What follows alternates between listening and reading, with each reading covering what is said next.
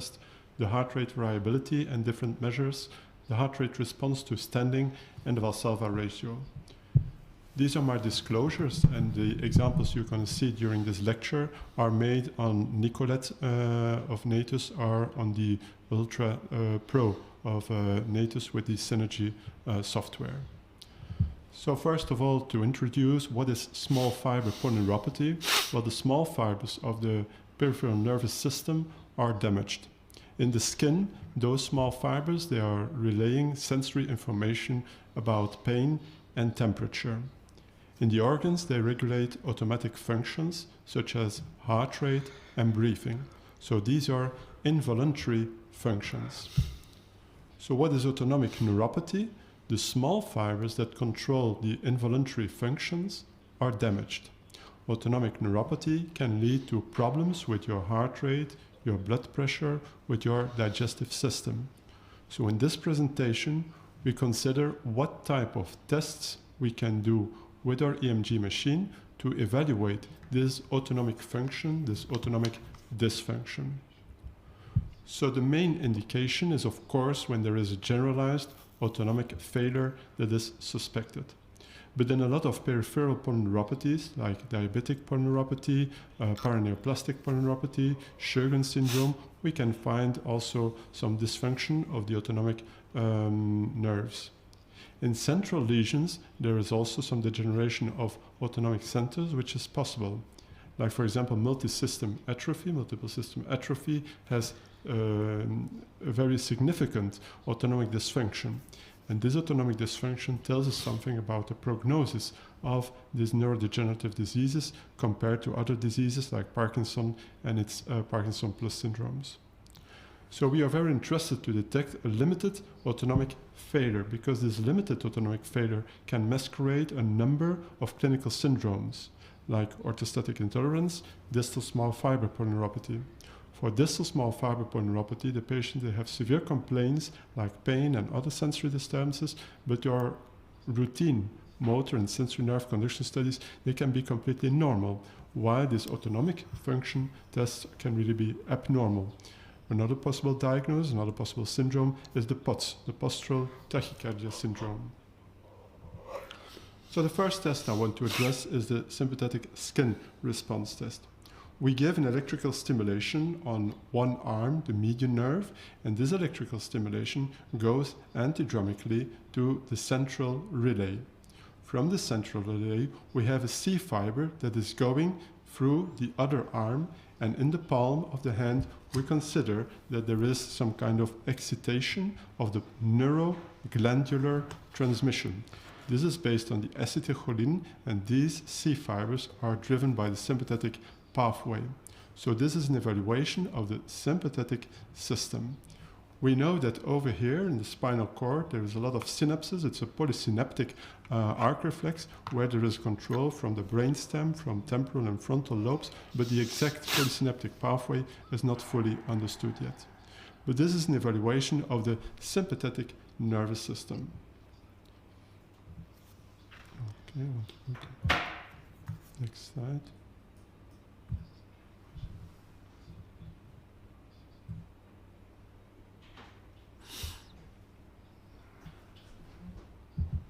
Okay, no, sorry. So here you see an example. We are stimulating one arm. On top here is the response of the other arm. In the bottom in blue is the response of the foot, of one foot. We have this kind of normal responses with a typical P positive peak and a typical negative peak. Sometimes the P peak can be maximum response, sometimes the N wave is the maximum amplitude. There are some normal values for the latency and for the amplitude. The latency is a bit longer in the foot than in the arm. The amplitude is a bit higher in the palmar response than in the foot response. I have to mention that this answer is very depending on temperature and on emotional stimuli. I mean that when there is a low temperature, there is a very high activity of the vasoconstrictor response, while in the high temperature, there is more activity of the pseudomotor response. The pseudomotor and the vasoconstrictor response are both responses driven by this sympathetic pathway. So we want to have the lower vasoconstrictor response and the higher pseudomotor response with high temperature. And this is the reason why this test should be done with low temperature to exclude false positive, to exclude false negative results. So with low temperature, we have the best answer of our neuroglandular transmission to the eccrine sweat glands.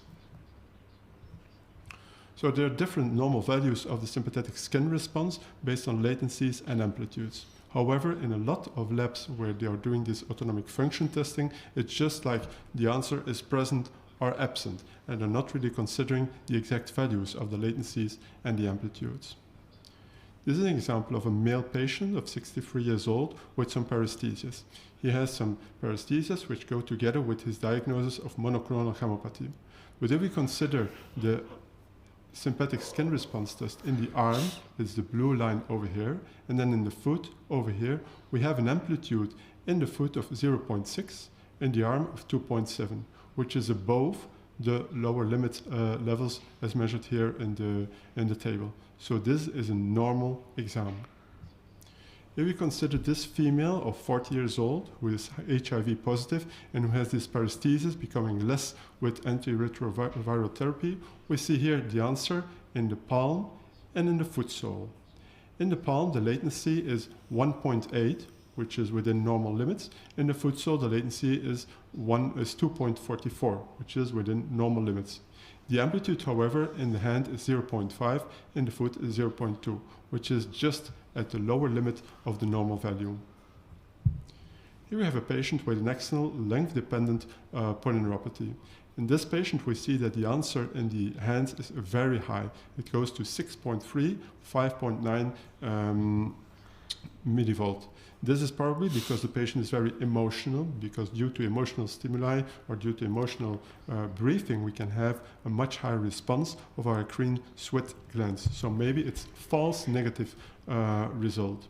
Otherwise, in the foot, we have a very low amplitude. So this is very appropriate to distal small fiber polyneuropathy, which can be part of the axonal length-dependent polyneuropathy. So the second test that I want to explain is the heart rate variability. As you know, during normal daily activities, there is a beat-to-beat variation in the heart rate, which is determined by a balance between the slowing effect of the autonomic, parasympathetic, and the accelerating effect of the sympathetic innervation. So there is this intrinsic rhythmicity of a cardiac pacemaker tissue, and this physiological variations of the heart rate is because of respiration, it's because of blood pressure fluctuations, it's because of hormonal changes, and because of slow variations in response to day and night. Of course, when we start to do this deep breathing, we should really consider that the patient should not have any cardiac failure or any other diseases. Also, with patients with severe diabetes, we should take care doing this kind of maneuvers for sure when we're going to the Valsalva maneuver. So the heart rate response to deep breathing is more to assess the integrity of the vagal control of the heart rate. So we are considering the parasympathetic function, whether the sympathetic skin response test was more the orthosympathetic function that we were evaluating. So here we have major efferent and efferent pathways that are both vagal. The vagus nerve provides a beat-to-beat control of the sinus node. And here we have modulated responses by input from the pulmonary stretch receptors. We call it the Heering-Breuer reflex. The Heering-Breuer reflex prevents us of overinflating the lung. The second is the receptors from the right atrium. This is the Bainbridge reflex. This means with an increased venous return, finally we have a tachycardia as vasovagal, as a vagal response. And third, we have also the baroreceptors, which are modulating these heart rate responses to deep breathing. So normative data to this heart rate variability to deep breathing are mentioned here in this table. We see here that if this patient, for example, in rest, there is a difference of the heart rate of 99 to 107, a difference of 8. 8 for an age of 60 years is very low. It's beyond the 2.5 or around the 2.5 percentile, which means that only 2 persons out of 100 are doing worse than this patient. When we're looking at the same patient who is doing very well his breathing, so we see the sinusoidal shape of the breathing with the maximum rate during expiration and the minimum rate during inspiration, well, the difference over here between 100 and 119 is 19. If we look here on this percentile, we see that 19 is beyond the 95th percentile. So it's not so bad. It's not the best, but it's not so bad evaluation of the heart rate variability. This is an absolute measure of just one breath cycle. And this is not really what we want, because this heart rate variability changes over time. In fact, we want to know the average, the mean of this difference between top and base. So we are looking for other parameters than just the difference between the minimum and the maximum heart rate. So some factors that are affecting the heart rate responses to deep breathing is age and the rate of breathing. We say that, or the literature tells us that about 6 breaths per second is the best frequency to have this nicest responses of this heart rate variability. Of course, there is an influence of the sympathetic activity as well, so it's not just a parasympathetic evaluation, but mainly parasympathetic. The position of the subject is very important, not only for the heart rate variability, but also for the Valsalva maneuver.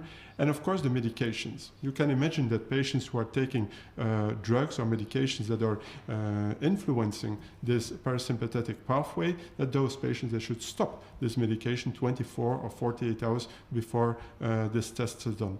As well, caffeine. Coffee should be abolished about 3 hours before the test, because coffee has a clear influence on this heart rate variability. The depth of breathing is of course very important, and obesity is also an important modulating factors. But I was telling you that just an absolute measurement is not enough. We want to know the variation around the mean of the difference between maximum and minimum heart rate. The variation around the mean between the maximum and the minimum distance between two R waves. And this variation is defined over here as the coefficient of variation. And there are tables in the literature where for any age, the coefficient of variation is expressed in rest and in deep breathing. Another parameter which is very interesting is the RMSSD. This is the square root of successive RR interval differences. It's another statistical method that is very well used in this kind to express the heart rate variability, and a very sensitive parameter. So we're just accumulating more and more parameters to have a reliable examination of the heart rate variability. Let's go to an example. Over here we see a patient with, at rest, a coefficient of variation of only 0.83. This patient was around 65 years old, and what do we see? The normal parameter should be 1.6. So it's below normal. If we go to see at rest, the RMSSD of this patient is 3.6. The normal should be around 5.55. So this change of heart rate is not enough for this patient. This goes together with some dysfunction of the parasympathetic pathway. The same patient is continuing the examination with 6 breaths, and over here we see that the coefficient of variation is around 2.53, which should be, for his age, around 2.60. Not so bad. When you go to the RMSSD, it's only 6.1. It's much too low, it's much lower than 9.01. So this is how we are doing the interpretation of this test for heart rate variability. You see over here, the patient is laying down for this test, and while laying down, he is breathing around 6 times a minute, very deeply, inspiration, very deep expiration. And then the computer is measuring the variability of the mean over all these measurements. So another test is the heart rate response to standing.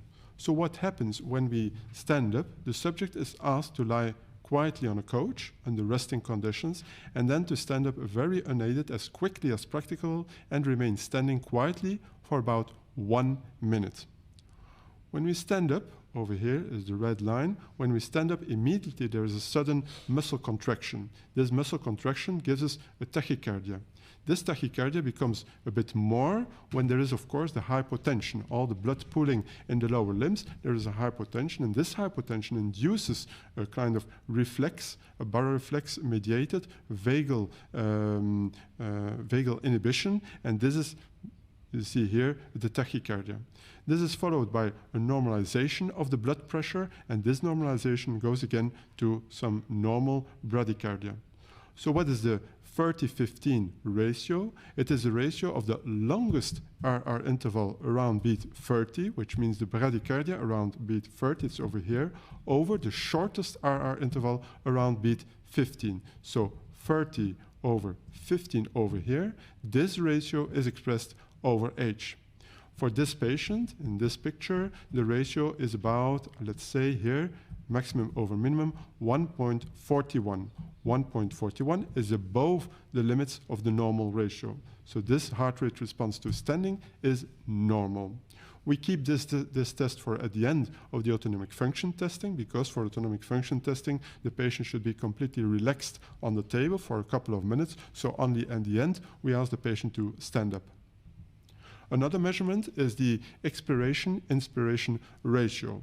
As you can see here, we have normal, quite normal, deep breathing, the sinusoidal shape, and we put the red line on the top, which means the shortest RR interval, and we put the red line on the bottom, which means the longest RR interval. So this is the measurement of the RR interval in milliseconds, the longest one, 853, the shortest one, 660. So we measure the difference between them is the maximum minus the minimum RR interval. The difference between the maximum and the minimum RR interval during each 10 seconds of breathing cycle is measured, and then the mean of the differences during 3 successive breathing cycles is seen over here. So this difference here is about 200. You see that for any age, 200 is above the normal lower limit. So this is a normal test of the heart rate variability.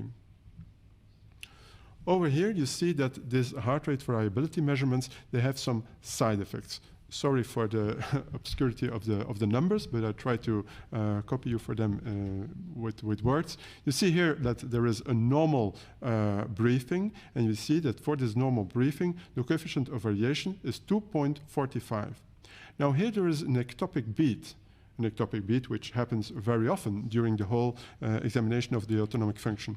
If we are just deleting these ectopic beats, you see that the coefficient of variation is changing from 2.45 to only 2.12. So this means that this could be a false negative result, while this is quite abnormal. Even the RMSSD, the other parameter, is changing from 18 to 7. So this is the disadvantage of the tests for heart rate variability. Ectopic beats should be excluded. We should really take care of the results that are implemented in our measurements and in our final ratios. And of course, patients who have a very severe heart rhythm disorder, like this one, where we try to ask him for 6 breaths, well, you see, the heart rate is changing the whole time. In these kind of patients, we cannot evaluate the heart rate variability. So take care, please, as well, of the medication that the patient is taking, like beta blockers and other drugs that are influencing the sympathetic and the parasympathetic pathway. I mean, some drugs for the prostate, some drugs for depression, and so on. So let's go on to another parameter, and this is the Valsalva maneuver. First, I want to try to explain you the different phases of this Valsalva maneuver. We consider 1, 2, 3, 4 phases. And here on top are the phases expressed as mean arterial pressure, but here on the bottom are the phases expressed as heart rate. So of course, with our EMG machine, we are not measuring the pressure, which is a disadvantage for the Valsalva maneuver, but we are expressing the heart rate variability. Now in phase 1, we start by pressing like this, a very big pressure of 40 to 50 millibar, when you start pressing like this, there is immediately a very high pressure intrathoracic and intra-abdominal. Because of this high pressure, there is a compression of the aorta, so there is a mechanical compression. Due to the mechanical compression, we have an overshoot of the blood pressure, so there is a relative bradycardia. You see it over here in this real patient. So after that, it's followed by the venous return in the second phase. The venous return to the heart gets low. There is lower venous return, there is lower cardiac output, there is lower blood pressure. And because of this low blood pressure, we have a reflex tachycardia, which is coming here. The heart rate is getting higher. You see at the end of phase 2, over here, there's a kind of a plateau, a leveling of this heart rate. And this is because over here, the blood pressure is coming to the mean arterial pressure. The blood pressure is coming to a mean because there is a very higher peripheral vasoconstriction of the vessels, and this gives a change of the blood pressure. Because of this peripheral vasoconstriction, this is a sympathetic function, so it's not just parasympathetic, this is a sympathetic vasoconstriction, we have a leveling of this heart rate. Okay, the patient stops the Valsalva maneuver after about 10 seconds. 10 seconds is the ideal period. And then we have phase 3 of the Valsalva maneuver.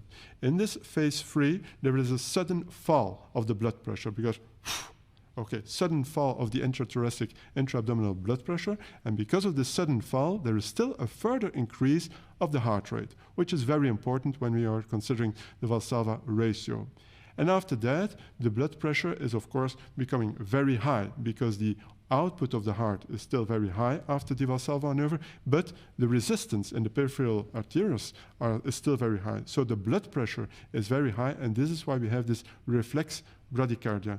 Of course, this reflex bradycardia is a big part done by the parasympathetic pathway. But I still remember you that over here, there was part of it because of the sympathetic pathway. And also, this peripheral resistance is very well inhibited or stimulated by the sympathetic pathway. So in the Valsalva maneuver, we are evaluating not only the parasympathetic, but also the sympathetic parameters. So the Valsalva ratio, when we do this with a pressure of 40 millibars during 10 or 15 seconds, it is the longest RR interval in phase 4 over the shortest RR interval in phase 2. So we measure over here this value, this rate, over this rate. And this ratio is the Valsalva ratio.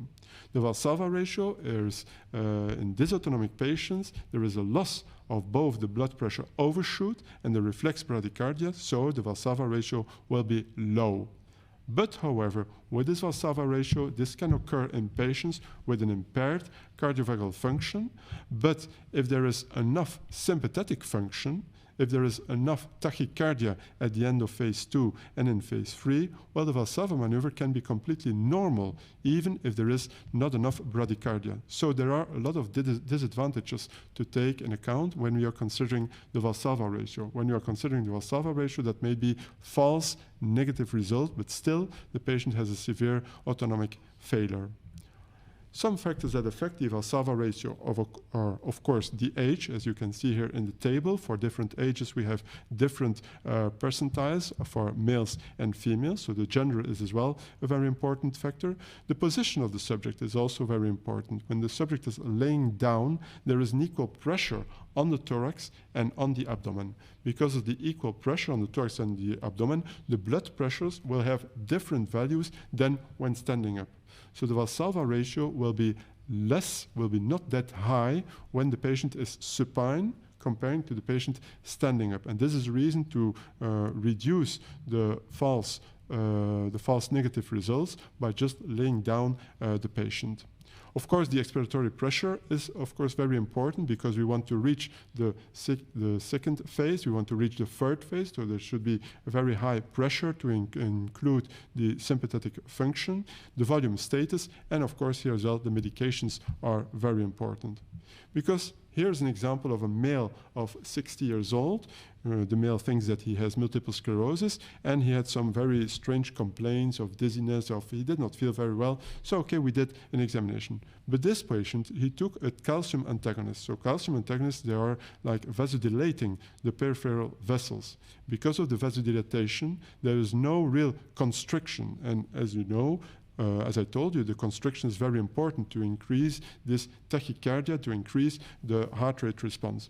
This is what we see here. Remember the curve like I showed you before, where there was an increase and then a leveling of the heart rate, and then a small part at the end. What we see here, we see the leveling much earlier. There is no further increase in the heart rate. And this is the reason why finally the Valsalva ratio of this patient was about 1.4 here, 1.4, and over here 1.3. For a patient of 60 years old, this is very low. He is at the 5th percentile maximum, which means that only 4 people out of 100 are doing worse than this patient. Is this patient sick? Does this patient have an autonomic failure? I don't think so. He should come back after having stopped his calcium antagonist for 24 to 48 hours. So, to come to an end of my presentation, I want to show you this example of a lady of 35, 40 years old. This lady was diagnosed with Guillain-Barré. The point is, does this lady has autonomic failure or not? We lay the lady down on the bed, and the examination takes us about 20-25 minutes. So first of all, we started the sympathetic skin response test.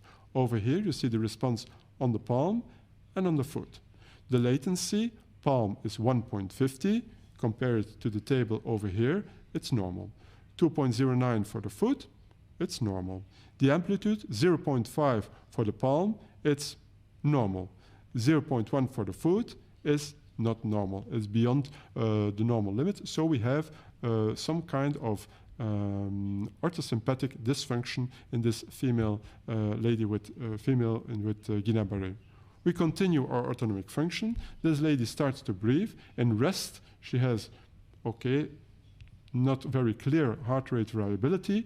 The numbers over here of the cuff is 1.6 and the RMSSD is 2.6. For a lady of 30 years old, this is not enough. So it's beyond the normal levels. Of course, we are interested in deep breathing, so we go to the other side. You see that deep breathing for this lady was a bit difficult. She could not keep it on for 1 minute. But if we look at the measurements of this deep breathing, the coefficient of variation was 4.3.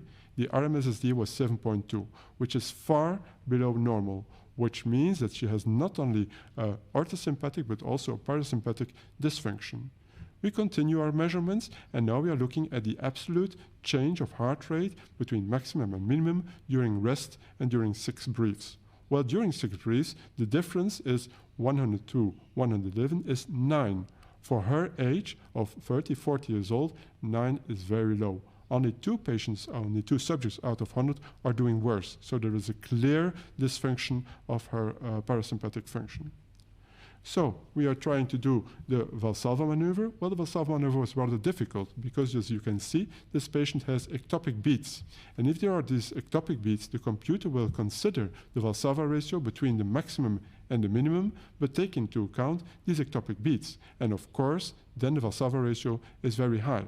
If we consider the Valsalva ratio over here, well, as well here there are ectopic beats that have to be deleted. It's not a beautiful curve. So these measurements of 1.7 and 2.7, they are quite normal for her age, but I would not consider this in my final results, in my final conclusions of her autonomic failure.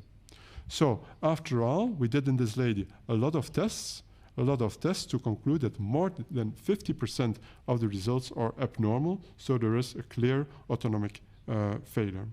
I would like to thank you for your attention, and I'm eager to answer eventual questions.